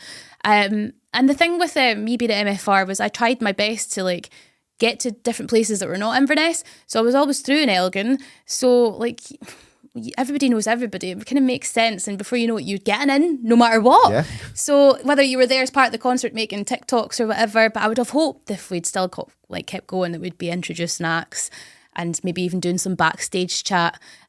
Still very much open to that. When's he coming in 10 days time? 10 days time. But also like there's this big joke on air that I was the 28th sugar babe. Which people took really seriously. I was like, come on, it's quite obviously a joke, but they're coming to Belladrum, and I would have hoped that if we'd had the show, that would have been something that we could have totally had a laugh with the Sugar Babes about. We got to meet Little Mix and everything like that, so I could have just pictured that. But we were just so not ready to stop. Like, there was just so much we wanted to do, but... Well, I mean, I think Andy handles all the stuff himself. Everything that he hires himself. So we'll pose it to him. Hi, Andy. Yeah. What I'll do is I'll play the clip of you saying that, and I'll record it on here, and I'll play it to him. Thank you. I mean, I'm gutted I missed the Venga Boys, but I can go on for this year. One of the things I wanted to ask you before we finish, Grace, was those funny women in the woods. Oh wow, that's something I never thought you would ask about. Yeah, how did that come about? So I was on MFR one day, right? This is a really actually good story. And Dan said, "Where do you think you'll be in 5 years' time?" And I said, well, no here. And I shouldn't have said that because, like, of course I would have wanted to be there. And I got a message from a guy that I kind of knew through Facebookish and from doing a Zoom, right? And his name was Jeff Szynski. Now, he no longer does it, but he used to be the head of BBC Radio Scotland for quite some time. Jesus. He's a very nice man. He's almost like my agent, a good person to know. And he messaged me saying, my wife just told me what you said and I thought it was genius. And then from then we kind of had a friendship going. And he was very supportive of everything we did at MFR. And then MFR stopped. And he was like, right, well, we'll need to get you doing stuff. And he was doing this thing for Partnerships for Wellbeing, which is a charity. And he's doing really well with that. And he was like, I want to get you and another friend of mine called Karen Barkey to do a video for me to show that going out into the woods is good for you and why do you like walking and stuff. And I'm like, oh, but Jeff, I didn't like walking. Not that much. Ryan, do you know who Karen Barkey is? Oh, no. I didn't know at the time. She's the lady from Scott Squad. She's Officer Karen. Oh, no way. I told my family and they're like, no, you're not meeting Officer Karen. Obviously, I couldn't call her Officer Karen. Yeah. But the whole time I'm thinking, I'm out with Officer Karen. So it was me and Officer Karen doing this bit for Jeff. And yeah, he got funded to do that through the charity. So we did a couple episodes of that. I enjoyed it. I really enjoyed it. It was thanks. Good. Yeah. By the time we got into the second one, we actually, because we get bikes and everything, we were well into it. I was like, I love this. And now me and Officer Karen are friends. And I got friends with Bobby for Scott Squad. And I was like, oh my God, I'm meeting people. Oh, Darren Connell? Yes. I listened to his podcast, Straight White Whale. It's absolutely quality, yeah. I've still to go out and see him perform. He's been going out and doing these comedy shows and stuff like that. But I'm just, oh my God, I'm friends with famous people. That's insane. So she was amazing. And I thank Jeff an awful lot for that because he came to my rescue and he's always got my best intentions at heart. So he's a good man. Yeah, that was really good. One last one before we have the kind of question we ask every guest that comes on. Corporate stuff as well. Yeah, well, the corporate stuff is, of course. Fun. What's the weirdest thing that's happened to you whilst walking through Inverness?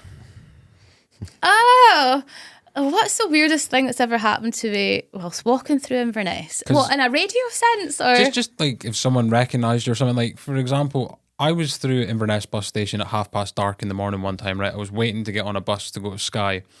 And this guy that came and then went to the like adjacent bus shelter looked like he had a good night before and the prior 5. Had a xylophone with him, right? And I knew, like, you can just tell some people, like, I don't want to catch eye contact with this guy here because I'm just going to end up in, like, a conversation with someone that's slurring their words and that. Are you sure that's not a glockenspiel? No.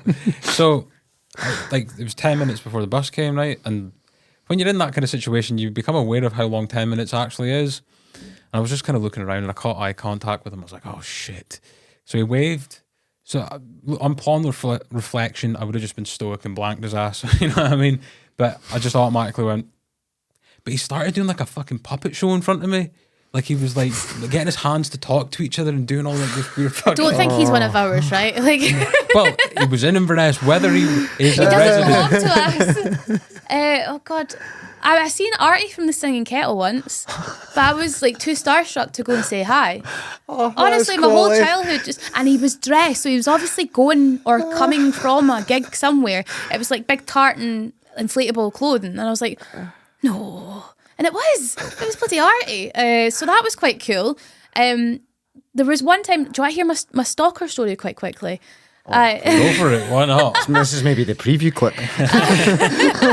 Well, we were sent out because Scotland were qualifying for football. We were doing well in the football and loads of people were going out to watch it. Right, now, in Glasgow or Edinburgh, people go out at like 2 o'clock in the afternoon if you're playing at 7, right? There's atmosphere all day. Inverness, not quite the thing.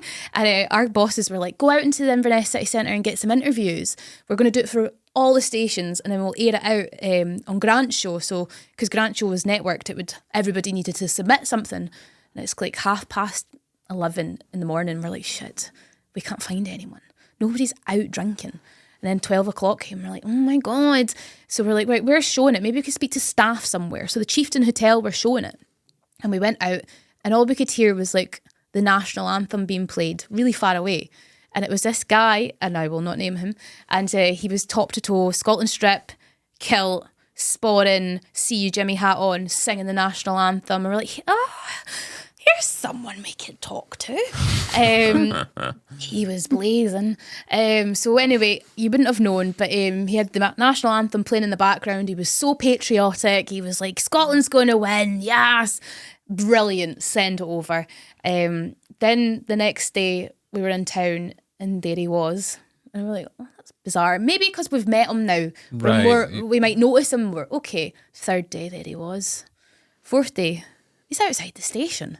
It's really weird. Fifth day, he's added me on Facebook. Suddenly not a coincidence anymore. Sixth day, he's messaging me like every hour, like to the point where on the last day, and this all happened within the space of a week, he took a selfie outside the station beside my car at 6:30 in the morning. So we got somebody to shoo him away, but then he started coming every single morning to the point where I was like, I'm scared to go to work. So this dude's had the time to sober up and started doing this. I don't think he ever sobered up. Okay. Him and the xylophone guy are in the same category then, yeah. Because it's near Newcraig, so I was like, maybe it's somebody like that, because we could see a figure moving about and we're like, oh, maybe somebody's, because that happened quite often is, people got out. And we're like, but then he was at the Chieftain and then he was in town. And we're like, maybe it's not. Like, no, he can't be like this. He's obviously on drugs or something. And then he got in the station because we had a lovely receptionist that then went to help with Cash for Kids, right? And she actually was on the radio at one point and she didn't know. And he was like, oh, I'm here to see Grace. So she let him in and I was like, oh my God. We got the pictures taken because obviously it's important to have listeners love you. Got the pictures and then, we had to phone the police afterwards. We're like, right, this guy's really close to like being in my bed when I wake up. Not in that way. Yeah, of course. I'm scared to open that door. He might be there. He got the message, but it happened a lot actually, not to that extent, but you would get a lot of people just turn up to the station just to see you. Yeah, that has to be the weirdest one then, right? Like they just turn up to your work. One woman bought me this fantastic paella dish. I've still got it. It heats itself up. It's fantastic. I shouldn't have taken it off her. But That's such a random thing to buy. She was like, I heard that you like paella. Have I ever mentioned that? No. And I bought you that. 25 quid from B&M. Poor woman. I think Dan got a clock the shape of a rooster. And I was like... That's even more random. Honestly, and I felt so bad because like I had to take it off or otherwise she'd be really upset. And then I felt the need to use it and review it. So... I mean, the list could go on. It's bizarre. I mean, I look back on MFR with fond memories now. And if anyone loves listening to me on Heart, then please turn up with presents outside Heart. No, I'm only joking. That'd be great. But nah. So many stories, not enough time. No, exactly. That's kind of crazy. Yeah. God, I don't want to... That's me. Think about the big dogs. Think about, like, I don't know, Chris Moyles in his heyday. Greg James right now, like big presenters, like they must get it 10 times worse than me. I just can't get over a paella dish. Like, it's so good. About? It's like you cook on it. It's fantastic. We just got that random American saying that he was buzzing with starting a Freemason podcast. Yeah, we had a guy think we were starting Freemasons. I'm like, no, because it says so this is named after. I don't know if you're ever familiar with the Beach Bar. May it rest in peace. Oh yes, I'm friends with Kerry. So there was like literally a point where the regulars were sitting. It was called like the Northeast Corner. I was just kind of thinking of a name at the time. I was like, fuck it, no one's got it. And then some American got in touch last year and was like, is it okay if I use like a similar name? And I'm like, it's a free world. I'm not big enough to copyright. I don't care.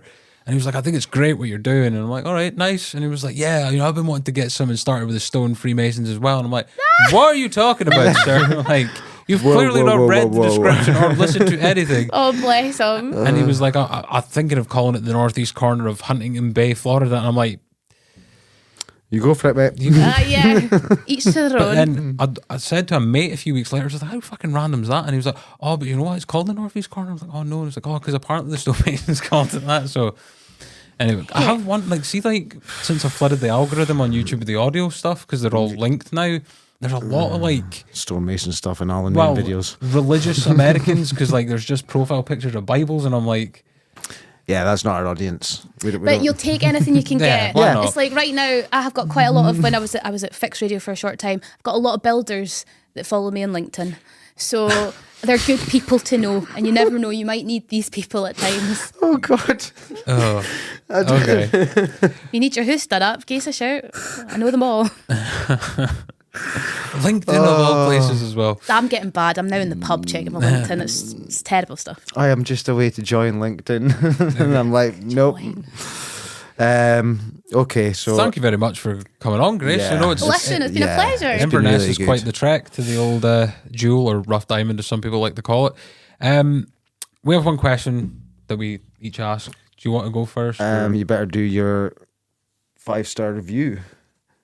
Oh yeah, you know by now. Like there's 95 of you that are following. Like there's 95 people following us. Why have we only got 6 5-star reviews? Because you're coercing them not to do it. That's a conspiracy. You're coercing people. You've to already follow. made defeat in the podcast wars, Yeah. so yeah, but you know the usual. Do you want me to go first this time? Change it about for a new year? Go for it, man. Okay, so Grace, we've got 2 questions we finish off the podcast on. My question is, what is the one thing in the world that makes you the happiest? Oh no, I have the answer, but it's not the right one. Music. Good. That's a good one. Yeah. Yeah. And then my boyfriend.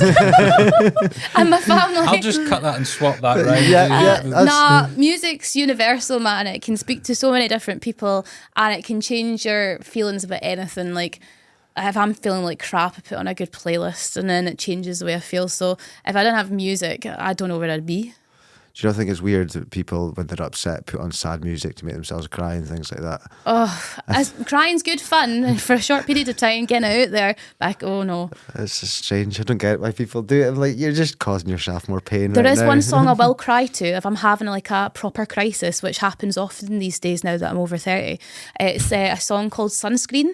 Okay. Right, and it's not even really a song. It's everyone's free to wear sunscreen, and it talks about how life's not that easy, and maybe you'll grow up and have kids, maybe you won't, and it talks for ages, and that's the only song I will literally cry to. I'm like, so right. So bang on. But yeah, I like the trance world more. Yeah, I'm a bit of a Sinead O'Connor man just now myself. So R.I.P. Sinead. You go to war or something? No, when she died, there was so much of her music on the radio, and I'm like, this is actually class. Like, she's got such a good voice. She should die more often, eh? You're just walking, your head's going to be shaved, and you have like green and white painted across your face. Ear piercing and stuff like that. Yeah. Okay. So mine is, what's one thing you overthink? Everything. That is literally the answer we get over and over again. I care far too much about what people think. It's insane, but I know that's the one thing I shouldn't. So I'm overthinking my overthinking. Right now, it's my career. I am overthinking the right thing. Do you ever get FOMO? And you think, so right now I'm in a job and I think it's great, but there could be another job out there that would be far better, and why am I not in it? And I might only have a few years left, and oh my God. So I overthink my career all the time, and because it is so cutthroat, like your job could go tomorrow, it's hard not to think like that. It's a bit crap that I don't overthink anything else apart from my career right now, but that's just where I am. Do you get like imposter syndrome? Like would you see like another radio presenter and compare yourself to that? Oh my God, yeah. So I feel like they've only given me the job at heart because they feel sorry for me, which I know is not the case, because there are so many big names at that station. I mean, there's a girl called Kat Kuby. She used to do the weather.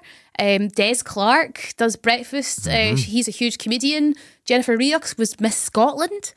Amy Irons is a famous sports presenter. And David Farrell used to be Romeo back in the day, if you know of the Clyde One days. He was a huge DJ in Clyde One.